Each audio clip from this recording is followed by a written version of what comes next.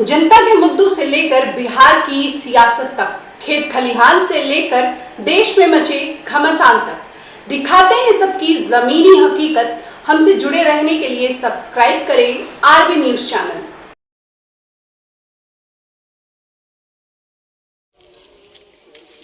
थोड़ा लंबा कर लो। चालू है ना? आज बाबू आपको सम्मानित किया जा रहा है क्योंकि आज मसला है, ठीक है। नमस्कार, आप देख रहे हैं आरबी न्यूज चैनल और मैं हूं आपके साथ में आर के सिंह। इस वक्त मैं रोहतास जिला के बिक्रमगंज अनुमंडल के ईसरपुरा गांव में उपस्थित हूं और हमारे सामने एक बच्ची है। जी हां, ये बच्ची कोई साधारण बच्ची नहीं है, ये खुद बतलाएगी अपना परिचय। इससे पहले मैं जानकारी दे दूं कि ये डीएस परिवार की एक फैमिली है। तो सबसे पहले बाबू, हमारे चैनल में आपका स्वागत है। परिचय। मेरा नाम खुशबू कुमारी है, मेरा गांव ईसरपुरा है। मैं बिक्रमगंज प्रखंड से हूँ और मैं एक दलित परिवार से भी हूँ। मैं भी एक दलित परिवार से हूँ, मतलब जन्म ली हूँ। मैं भी चाहती हूँ कि मेरा जो बिहार पिछड़ रहा है उसको आगे कैसे भी आगे उसको कदम में आगे अपना भी कदम उसमें बढ़ाऊँ और अपना भी हाथ उसमें बढ़ाऊँ।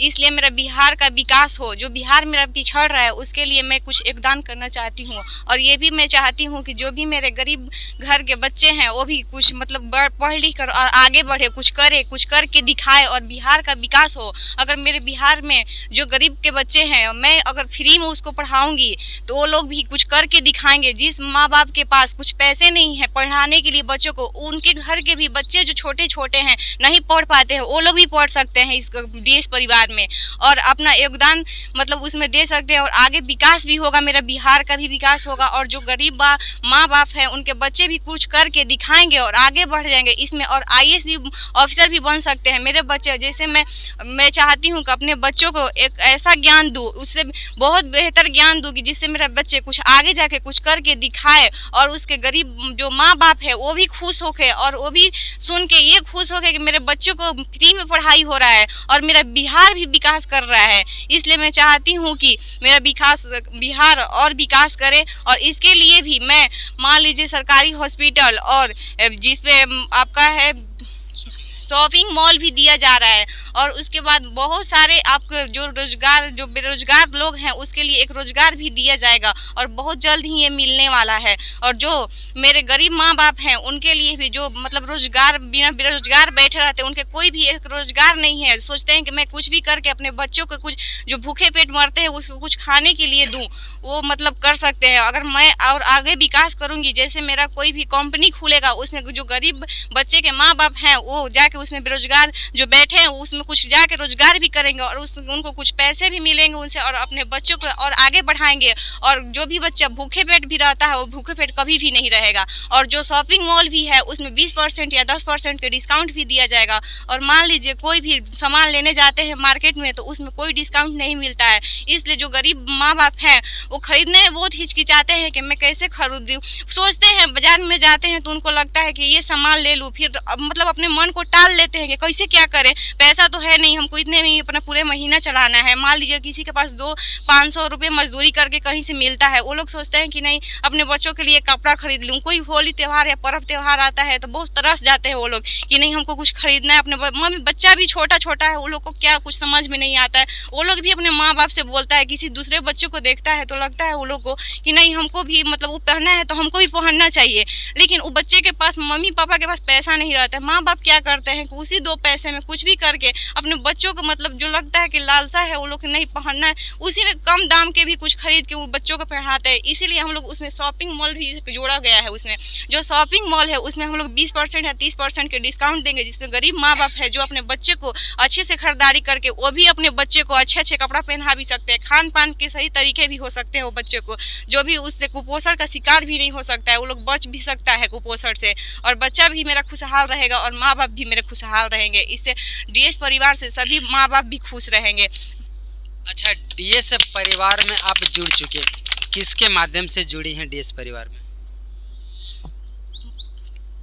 जैसे मतलब मेरे अंकल जी आए, मेरे को बताएं, मतलब ये भी मतलब मेरे पास डायरेक्ट नहीं आया, मतलब उधर गांव के मतलब बाहर में आए थे, तो वो मतलब कोई मतलब बताया कि नहीं एक लड़की पढ़ाती है, तो वो लोग मतलब यहीं पे आए, तो हम लोग भी मतलब मेरा ट्यूशन पहले से मैं चलाती थी, तो 4 साल मेरा हो गया था पढ़ाते पढ़ाते, तो मतलब अंकल जी देखिए ये वो बच्ची है जो पैसा ले करके पढ़ाती थी अपने ही कोचिंग सेंटर में, परंतु आज का दिन है कि यह निःशुल्क सेवा दे रही है। कैसा लग रहा है बाबू? मेरे को बहुत अच्छा लग रहा है, एक खुशी मिल रही है कि मैं भी एक गरीब परिवार से एक लड़की थी, मैं भी अपने बच्चे जैसे मैं पढ़ने के लिए जाती थी, तो मेरे पास पैसा वैसा नहीं रहता था, तो कोई बोलता था, सर बोलते थे कि बच्चे मतलब पैसे जमा करो, मैं बोलती थी नहीं 1 महीने बाद दूंगी, 5 दिन बाद दूंगी, मेरे पापा का भी पेमेंट नहीं हुआ है, तो मतलब मेरे को सुन कैसा लगा कि नहीं गरीब बच्चों को पढ़ाना मेरा मतलब बहुत बड़ा काम करेंगे, गरीब बच्चों को पढ़ाएंगे तो अपने।